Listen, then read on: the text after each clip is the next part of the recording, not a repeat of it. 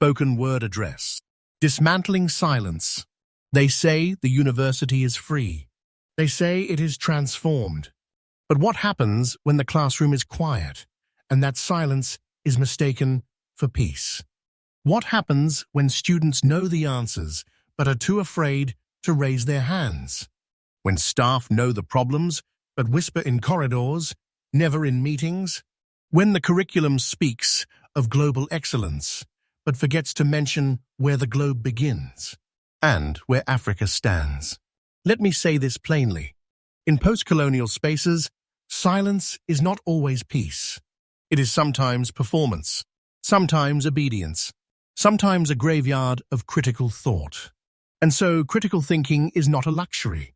It is not a skill you add to a rubric or tick on a graduate profile. It is not a fancy thing for top students. No, it is survival. It is resistance. It is salvation. Because you cannot decolonize what you dare not question. You cannot disrupt what you have normalized. You cannot liberate minds by handing out certificates wrapped in silence. We speak of transformation, but too often we decorate the walls and leave the foundations untouched. We sing about unity in diversity, but shut down the voices that sound too raw, too angry, too honest. We want harmony, but not friction. We want celebration, but not critique. But let me remind us, critical thinking is not the enemy of unity. It is the birth canal of true unity. It is what happens when we allow discomfort into the room and still stay seated. When we allow questions, even if we do not have answers. It is what happens when a black student says, "I do not see myself in this syllabus," and we do not defend, we listen. When a lecturer says, "This canon excludes us," and the department doesn't tighten control, it opens a door. We, the post-colonial academy, must choose conformity or courage, performance or pedagogy, silence or truth.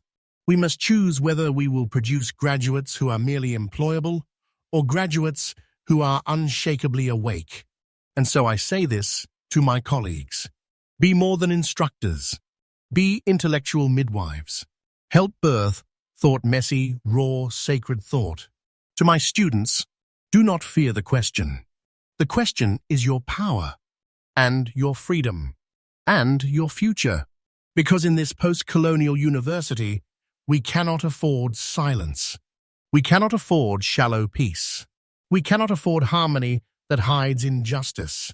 We need the kind of thinking that burns through lies, that honors pain, that redeems the classroom.